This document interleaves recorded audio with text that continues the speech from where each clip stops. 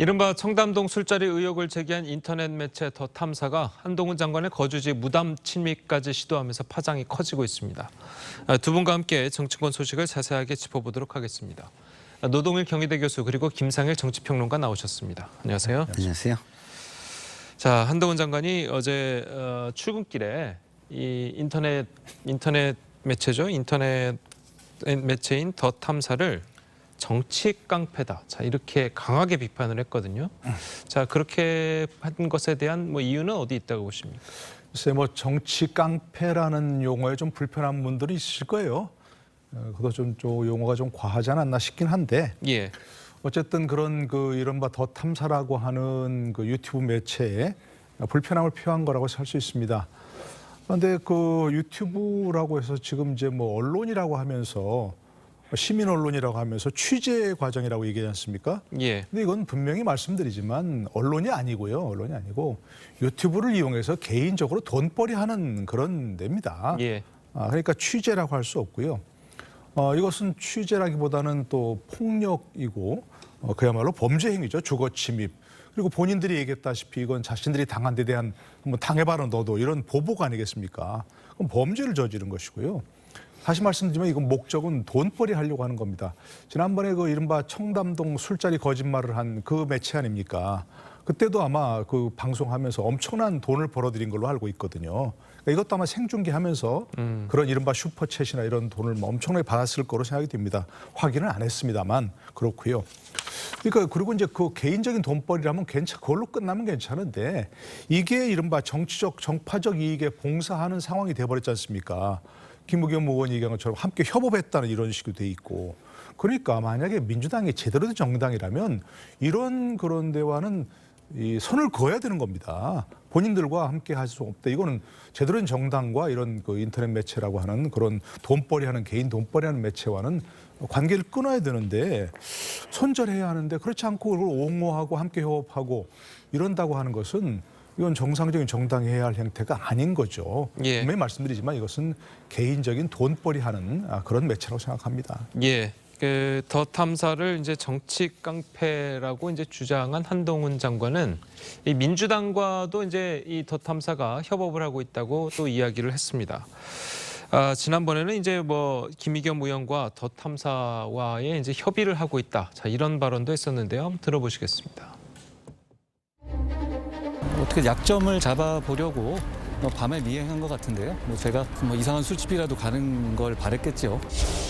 더 탐사가 한동훈 장관을 따라다녔던 것은 스토킹이 아니라 이 제보를 바탕으로 해서 그 두 사람이라는 게 더 탐사라는 저를 지금 스토킹하는 쪽하고 같이 야합해서 말씀하신 거잖아요. 그렇죠? 혹시 그 스토킹의 배우가 김의겸 의원이십니까? 제가 더 탐사하고 같이 협업을 한 건 맞습니다. 하지만 그걸 야합이라고 말씀하시는 건 지나치다고 생각을 하고. 의원님 저 미행하는 것도 같이 하셨습니까 그럼? 저 미행하는 것도 같이 하신 거예요? 아닙니다. 네, 그건 아니라는 점을 말씀드리겠습니다. 자, 김의겸 의원은 협업을 했다라고 이야기를 한 적이 있습니다. 한 적은 있고, 그리고 어제 같은 경우에도 한동훈 장관이 이제 출근길 인터뷰에서 이제 인터넷 채널 더 탐사를 이제 정치 깡패라고 이제 주장을 하면서 네.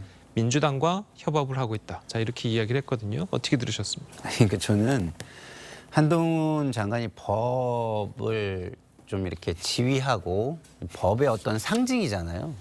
좀 모든 걸 좀 약간 공정하게 했으면 좋겠어요.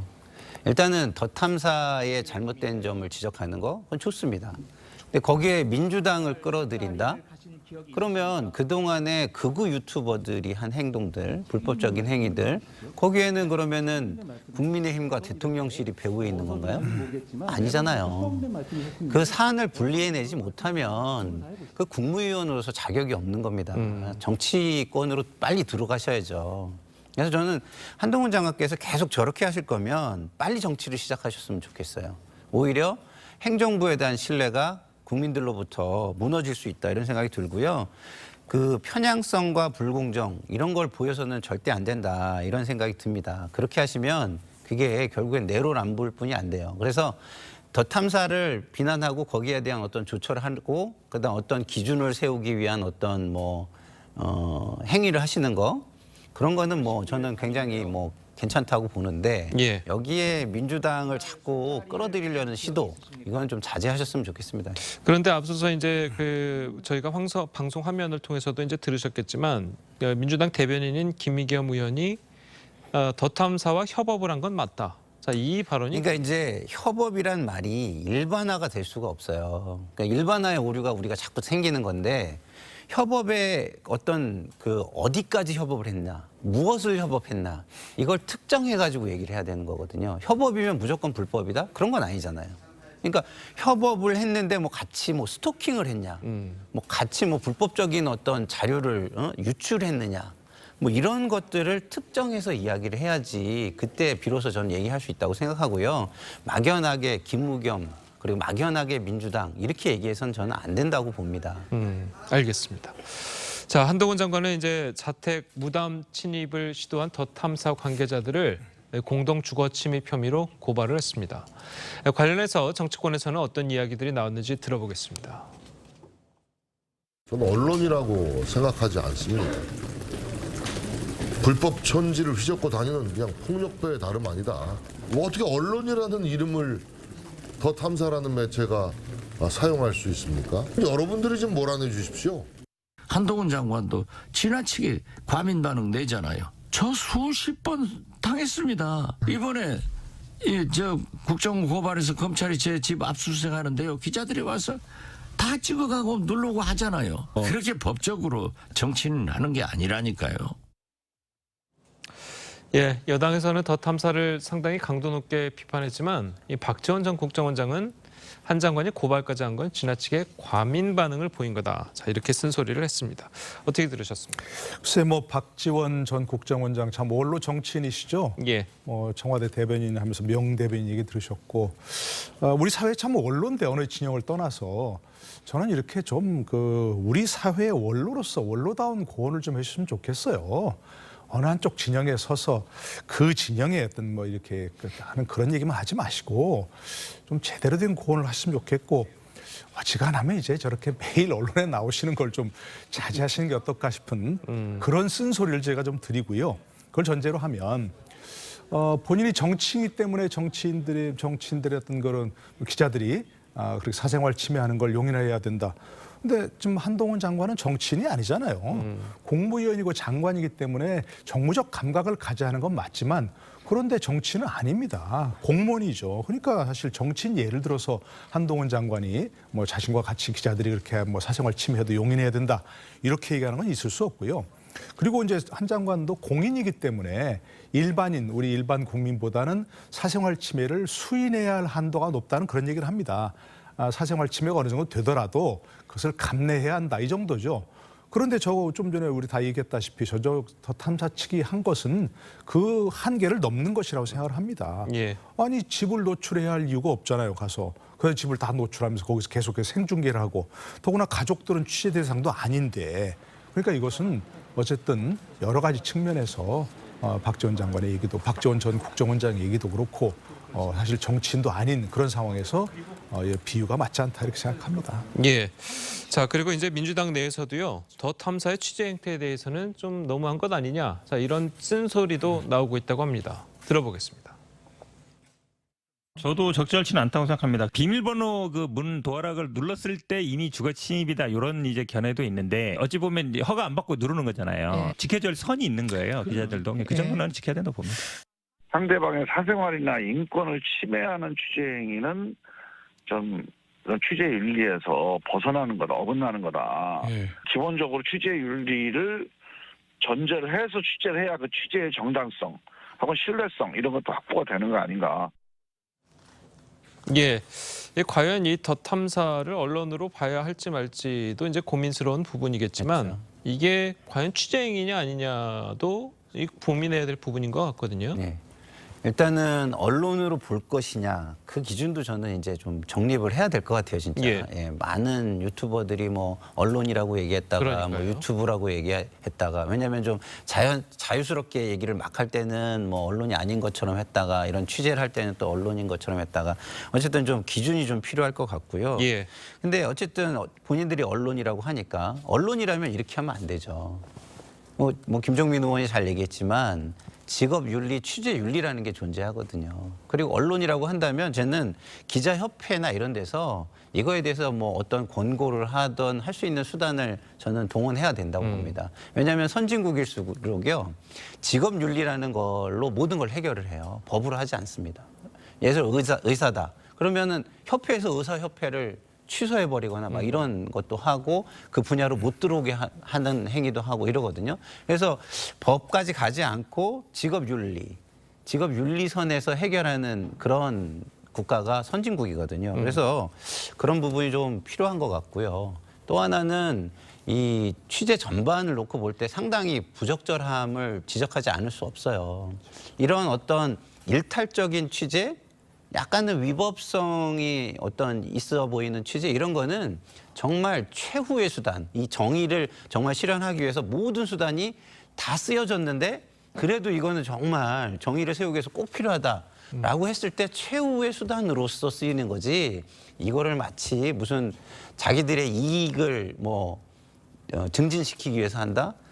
이거는 저는 취재 행위가 될 수 없다. 그리고 그런 것은 만약에 굉장히 상대적인 건데 계속해서 내가 이걸 아무렇지도 않게 생각하고 앞으로 계속하겠다고 하면 고발을 하고 응징하는 건 어쩔 수 없는 거 아닌가 하는 생각 듭니다. 알겠습니다. 자, 저희는 다음으로 넘어가 보도록 하겠습니다. 민주당 이재명 대표의 행보 함께 짚어보겠는데요. 검찰 수사망이 이제 좁혀오고 있습니다. 자, 어제 이재명 대표는 노동계 관계자들을 만나서 노란 봉투법에 힘을 실었습니다. 자, 현재 화물연대 파업으로 지금 굉장히 나라가 혼란에 빠지고 있잖아요. 자, 그런 상황에서 이재명 대표의 이 행보 어떻게 해석해야 될까요? 글쎄 일단 노란 봉투법에 이제 힘을 실었다고 말하셨으니까 그 부분만 지적을 하면 그렇습니다. 현재도 합법 파업을 하면 파업이 합법적으로 보장돼 있지 않습니까? 파업권이 헌법에 단체 행동권이 보장돼 있으니까요. 노동 3권 중에 하나로서. 그래서 합법적 파업을 하면 법에 합법적 파업을 할 수 있게 돼 있고요. 민사소송도 할 수 없고요. 형사적 책임도 물을 수 없습니다. 그건 당연히. 아무리 뭐 기업에 손해가 많이 나더라도 합법적 파업을 해서 노동자들이 단체로 노동부 제공을 거부하고 뭐 일을 안 한다. 그러면 누구도 그에 대해서 이의를 제기할 수가 없습니다.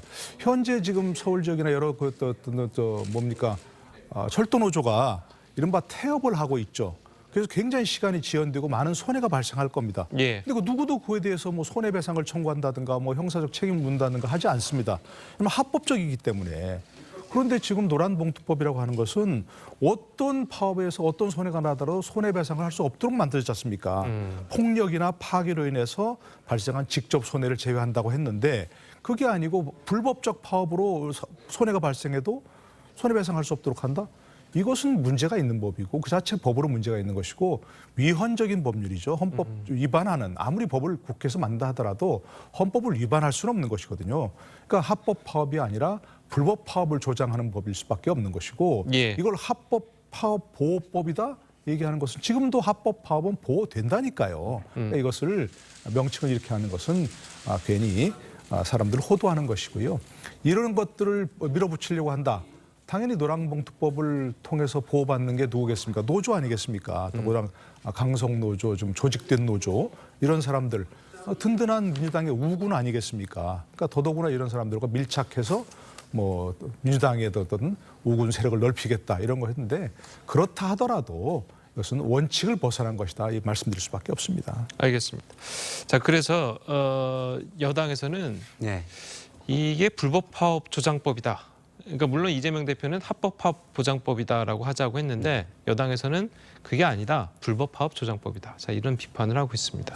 글쎄요. 일단은 노동자와 사용자의 관계가 약간 우리나라 환경에서는 기울어진 운동장인 거는 맞다고 저는 생각해요. 그러니까 이제 경제 분야를 오래 해서 그런데 근데 어쨌든 그렇다고 해가지고 법을 만들 때 이게 지나치게 악용될 소지가 있게 지나친 일반화를 하는 법을 만드는 건 저는 좀 반대예요.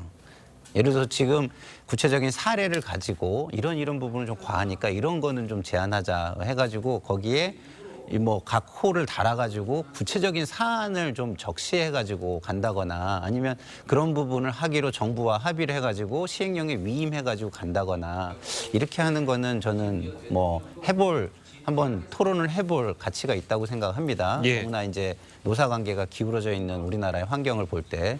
그런데 이거를 무조건 뭐 그 손해배상을 못하게 한다든가 뭐 이렇게 일반화시키는 거는 그 또한 그 피해가 굉장히 커질 수가 있어서 경제적 피해가 커질 수 있어서 그건 안 했으면 좋겠고요. 예. 그래서 하나 좀 따져볼 것은 배상의 수준 같은 거 이제 우리가 이제 양형을 할 때도 양형 기준을 정하잖아요. 그래서 배상을 수준을 너무 노조에게 과하게 해가지고 어떤 정당한 어떤 노동 그 쟁의의 어떤 권한 같은 게 어떤 너무 제한된다든가 이런 부분은 한 번 더 생각을 해서 어떤 손해배상의 수준을 한번 논의하는 것도 한번 좋을 거라고 저는 생각합니다. 알겠습니다.